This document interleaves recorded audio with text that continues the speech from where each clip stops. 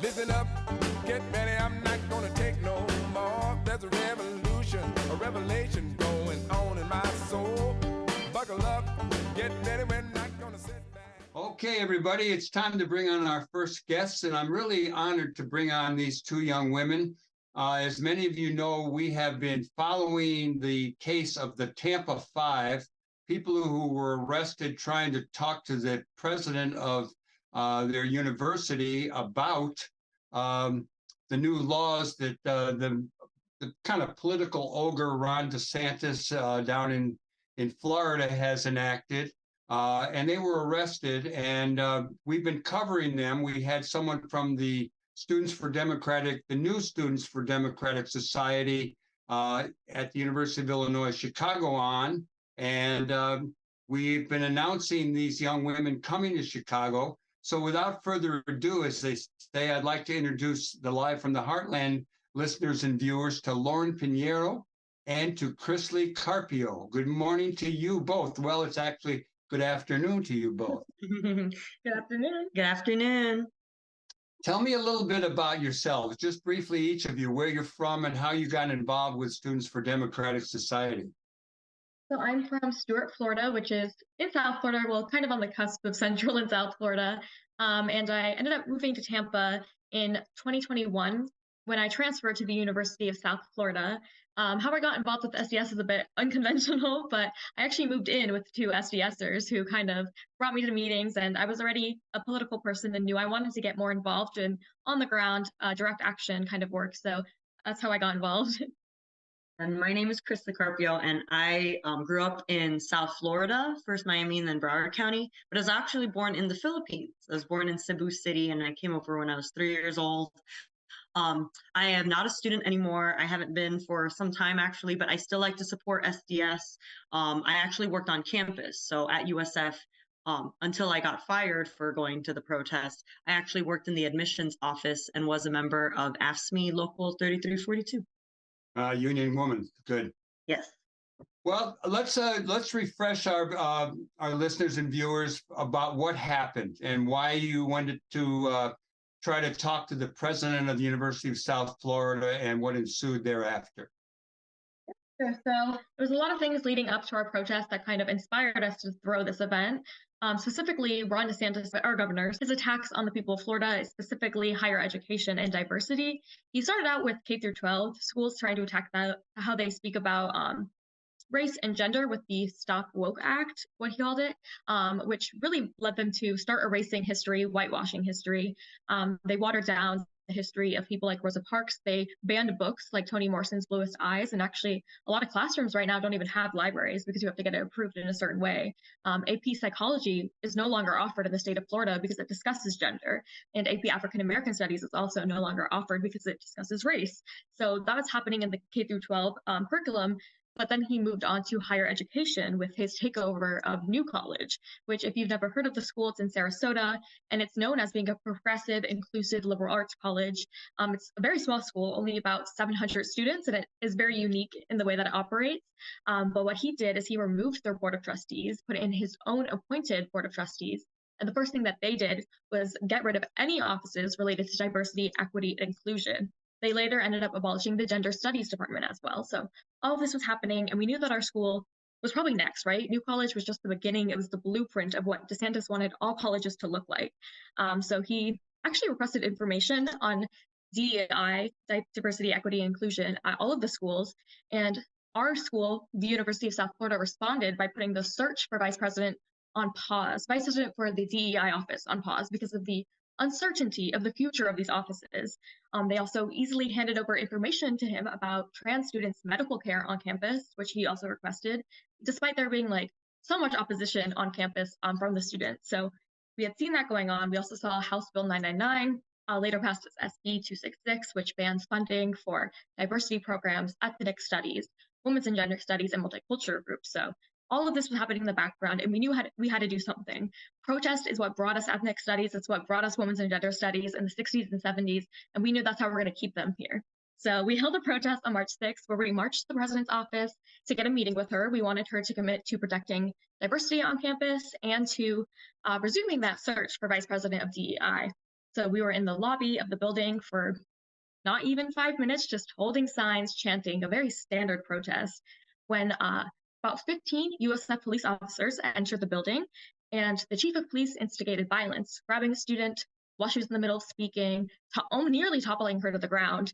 And from there, all of the police officers joined in brutalizing students. We were all beat, covered in bruises. Students had like their nose rings ripped out. A student was actually roped by the chief of police while she was pinned to the ground. So a lot of violence happened that day. And 4 people ended up being arrested. So Chrisley is one of those people, as well as Gia Davila, Gia Kita, and Laura Rodriguez. And they were charged with a felony for battery on a law enforcement officer, as well as 2 misdemeanors, one for resisting arrest without violence and disrupting campus activity. And that felony carries 5 years in prison. Is there any footage of this event? Yeah. You have footage, you have photographs. Yes. Are these campus police, or were they city town police? Yeah, they're campus police, but they technically work under the city police. Yeah, and they brought us to the city jail and put us in the orange jumpsuits to try to teach us a lesson. And for anyone who wants to see the videos, because there's actually a lot of video of that day, it's how we were able to get press coverage like right as soon as the arrest. I mean, not the people sitting in the jail, but people, who were appalled at what happened to us, donated to help us get out of jail, called in, organized to get us out, basically. People can find these videos and links on our new website, defendthetampa5.org. So if anyone wants, and including the moment where the police chief grabbed the first student mid-sentence, so, just took everyone by surprise. If people want to see it, that's all linked there. I'm going to look for it. Keep going. You were going to say something? Oh, yes. I also wanted to kind of talk about everything that happened after the arrest, too, because our case actually kept evolving. The very next day, the students got notice of code of conduct hearings that they would be facing all of these charges from the school, putting suspension and even expulsion on the table. And then I, as a worker, even though I was union, I'd never been written up or disciplined, was put on paid administrative leave, which for public sector workers is code for we want to fire you, but we haven't figured out how to do it yet. So it was clear that, they're going to make this political. They told us not to tell anyone about what was going on. The students were not to talk to their professors. I was not to talk to anyone else at the school aside from HR and a supervisor, but we said, no, we need to speak up. Yeah. This isn't right. We can't let them get away with doing this to SDS or any other students who have an opinion and want to just use their First Amendment rights. So we had a press conference that week. We had a rally across the street because we were banned from campus. We found a fighting lawyer who took our case as a group pro bono because she likes to defend protesters. Shout out to Michelle Lambo, the best lawyer in Hillsborough County. And then we resolved to talk about our case and unite people who are under attack from Ron DeSantis. The only discussion of a possible offer, and it was never guaranteed, it was just like, we'll consider doing this maybe if you do this first, was the state attorney wanted SDS to write on paper that the violence was SDS's fault. They wanted us to write on paper that we did battery of law enforcement, a felony which carries 5 years, up to 5 years in prison, and which, all of these were lies, and they wanted us to write letters of apology to the cops, including the one who groped the student. And we said, no way. And they actually doubled the charges on us. And actually, Yes. potential offers, when I found out I was getting charged. Yeah. So I wasn't arrested on March 6th. They could have arrested me, but they did not. And I was continuing to be very vocal. I was talking to the press, having protests on campus, and I was sitting in class when I was notified that I was now facing the same exact charges. Yeah, including the criminal charge. They had to turn themselves in, actually. She had to go in. We had to raise the bail money. This was a month after the fact, so we were all like shocked. We were like, they can keep charging people? This is so messed up. And it's because Lauren hadn't been banned from campus yet and was still leading protests and leading actions. So, they wanted to ramp up the pressure. So we said no to writing the letters of apology. They took 3 of us and added an additional battery of law enforcement on each, so they doubled the counts on 3 of us. So along with the felony added to Lauren and Lauren being added to the case, myself, Gina Kita, and Laura Rodriguez are now looking at up to 10 years in prison for the student protests. So, this is all sounding pretty draconian. yeah, What has been the response of other students on campus, the general community, and even some of the professors and the faculty at the University of South Florida? The students, the community have really been rallying around us. We've had protests on campus in defense of us, and a lot of people have come out to that. We also had a conference actually in Tampa. It was the emergency conference to defend the Tampa 5, where 130 people showed out from all across the country, actually. We had people from Denver and Texas come, even Michigan, and they all came to support us and to support the call to drop the charges on the Tampa 5 and to say down with DeSantis. So we definitely had a lot of support that way. And actually the SDS chapter at USF right now is campaigning to get to, well, their campaign title is Defend Students, Not Cops. And they're calling for all of the police officers present that day to be fired and for the president, Rhea Law, to apologize because she has actually stood by the police and says that we are the ones in the wrong. And yeah, that's, so we've had a lot of students supporting us, especially our SDS chapters, but even outside of them. Labor union supporting us as well. So I was fired and now we have a grievance going through my union for wrongful termination. So the restoration of my job with back pay is what we want. The AFSCME Florida Communications Director spoke to the press and said that they thought I should get fair due process, which I was not getting. Part of the attendance of the 130 to our defense conference was the West Central Florida Labor Council, president who not only spoke, but committed along with all the other groups there to get the charges on us dropped. The council went ahead and passed a resolution to say, this is our union sister. She needs her job back. People should be able to protest DeSantis, especially after the anti-union law that he saw passed that's going to decertify public sector unions across Florida. And they've actually been contacting other councils around the country to try to pass this resolution in other places. And we're seeing that actually happen as we go on our tour from Minnesota to Wisconsin and now Illinois. So we're trying to ramp up the pressure as much as we can, and people are standing behind us. Let's talk a little bit about the tour. Now, you mentioned a few states, so you're moving around, and I know that you were at the Chicago Teachers Union Hall the other night. And give us a little report on the response you're getting, how many people are turning out, and how it may fire you up to keep on struggling against this terrible guy. Yeah, no, it's been really incredible, the reception we've got from the Midwest so far. We started out in Minneapolis, and they had an event with about 100 people there that were all there to support us. It was really incredible, honestly, going from city to city, meeting all these people who 100% stand with us, are in solidarity with us. I've said this from the beginning, but this is a very difficult situation to be in, but having so many people that agree with us that it's right to protest, that student protests should be allowed on campus, agreeing that DeSantis should not be pushing forward these policies, and that the charges should be dropped on us, is really incredible to see from state to state. We have so much support, and it truly means the world. How was the Chicago event? It was fantastic. It was more than 50 people. A lot of really notable folks like union officials were there. The president of AFSCME Local 2858 had passed a resolution to say drop the charges on the Tampa 5. And we just got a lot of solidarity. We took pictures with union officials from the Chicago Teachers Union, and it was just like a really lively crowd. It was like an indoor rally. People were coming up with their own chants, say drop the charges. And then very notably, it was an event put on by the Chicago Alliance Against Racist and Political Oppression. The director of the National Alliance Against Racist and Political Oppression, Frank Chapman, spoke. And it was just a wonderful event. Yeah, very inspiring. Yeah, and we even went to Appleton, to Lawrence University, which is a very small college, and we still got a really good turnout for the amount of students that are there, and actually raised a decent amount of money, which is really needed with all of our lawyer fees and everything else. Not lawyer fee, a lot. I don't know what the word I'm looking for. Is your lawyer optimistic about this case? Are there any, are you thinking about suing either DeSantis or the president, et cetera? Fill us in a little bit on that.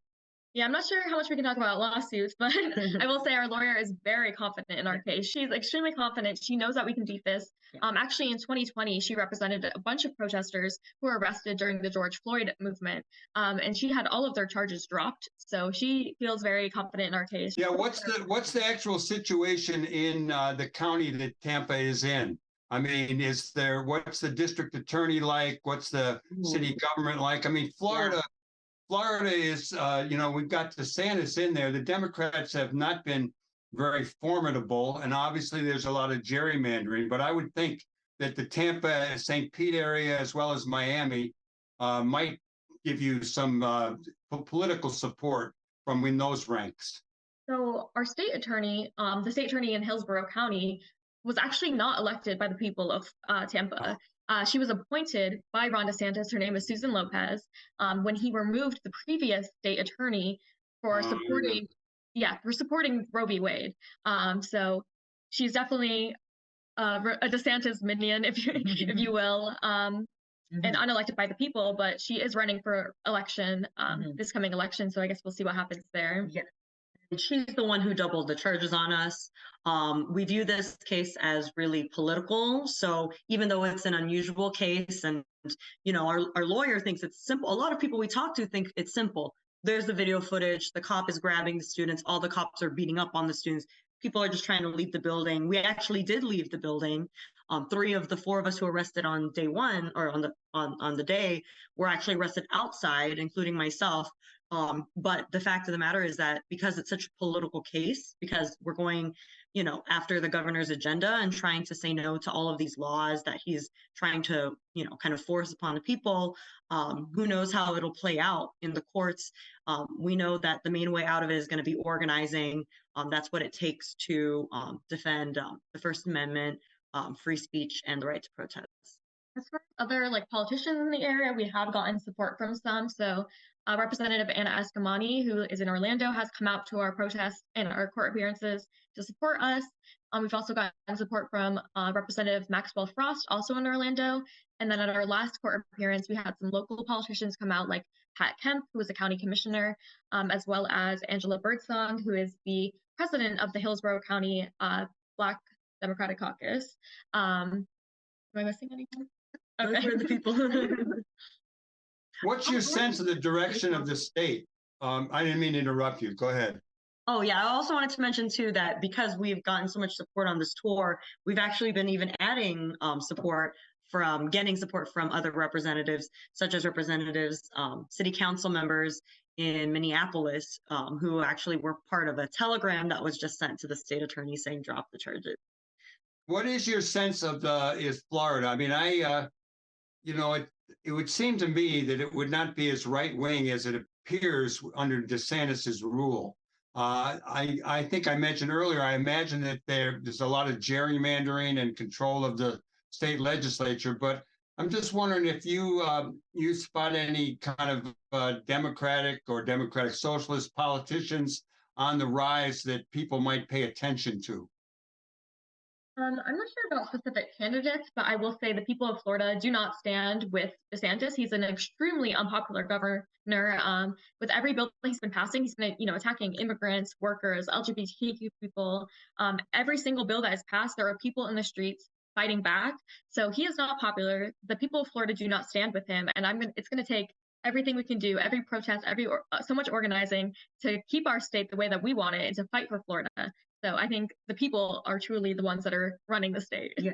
And if there are representatives who want to be known as we are running on a platform of supporting, young people's movements, the student movement, the fight against DeSantis, I think that they should speak up about our case, because in a lot of ways it's a gateway case. So representatives Anna Escamani, Maxwell Frost, and anyone else who wants to talk about a case, I think they only benefit from doing so. Can you give me any sense about SDS? I mean, I love Students for Democratic Society. It was a big part of my life. It set me on a good path. And I'm just wondering, I know about the University of Illinois Chicago chapter and the University of South Florida chapter now, but are there other chapters, and have they been in touch with you and coming out? Yes, absolutely. A ton of chapters all across the country. I think we are for a moment, for not a moment, but for a good chunk of time, we were at about like over a dozen chapters, and now we're closer to 2 dozen. We actually have people coming to Chicago October 14th and 15th for the STS National Convention this year. We have over 100 people registered so far, so that's and there's more registering every day. So that's really exciting. And National STS is, I think, it's fighting back. It's, doing everything it can to put an end to this wave of right-wing attacks. We actually have a national campaign to save diversity programs, ethnic studies, and women and gender studies across the country, because there are copycat bills, but even blue states that call themselves blue, are cutting ethnic studies and academic programs across the board. So STS is fighting, and we're going to win.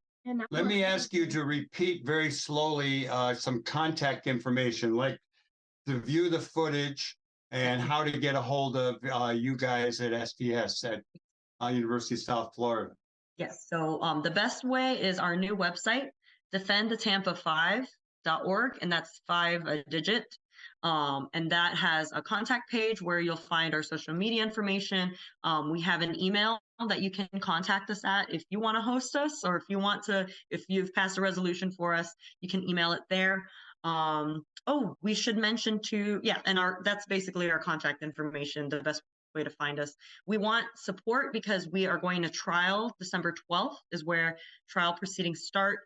If you're part of an organization, if people can pass resolutions of support to drop the charges, and write a letter to the state attorney, Susan Lopez, and our prosecutor, Justin Diaz, to say drop the charges, that would be honestly amazing. We're sending everything we can to them. We want people to know that, if they're going to send us protesters to prison, they're going to do it in front of the whole country. So that's the best way to help us. And there will be calls to protest our trial December 12th. So for anyone listening, please answer the call. Oh, it sounds like you've got a lot going on around this, and it is pretty outrageous. But then again, there's a lot of politics in this country that has reared its ugly head. We always knew we had racists and subtle fascists, but they're out in the open these days. How are you two holding up, and how are the other people who were arrested holding up? Yeah, I mean, it's obviously not an easy time, but we have each other, and we also have so many people standing behind us. The solidarity that we have gotten has been keeping me together this entire time, knowing that there are people willing to fight for us, willing to still protest. Like the same day that everyone was arrested, there were STS chapters holding protests. A week after, FSU SDS had the exact same protest we had, where they marched into their president's office and they got a meeting with the provost. So people have been extremely brave. They're not afraid of what happened to us. It's only invigorated the movement, and that keeps me going. Do you have other STS chapters in Florida? Yeah. Yep. In a bunch of schools, actually. Florida State University has an STS chapter. UCF, I think, has some folks trying to start an STS chapter. It had one years ago. USF, University of North Florida in Jacksonville, has an STS chapter that has won a lot of historic gains, such as they actually did get increased Black enrollment because of the Black student leaders in that chapter actually won it in around 2019, I believe. So and they reached a historic admission of Black students to that school. And Jacksonville is a Black town, so it was kind of horrendous how low the enrollment was at UNF. But yeah, we're all over the place. This is good. And, being arrested will probably end up being a good thing in your life. I will confess to my first arrest was the free speech movement at Berkeley in 1964. And I'm very grateful that they dragged us out of Sproul Hall, and things led to where they led. I want to thank both Lauren Pineiro and Chrisley Carpio. You've been a great interview. And I'm hoping I get to meet you. I don't know how long you're here, but, Tampa, Florida is not a place that I'm opposed to going to again. I try to stay out of these red states a little bit, but when it's cold up here, the South calls. Yes. Okay. Any parting words you'd like to share with the Live from the Heartland folks? No, just thank you for the show of support and solidarity. Please put it on paper and send it to Susie Lopez. Tell her drop the charges. and we'll see you in the streets. Right on, sisters. All power to the people.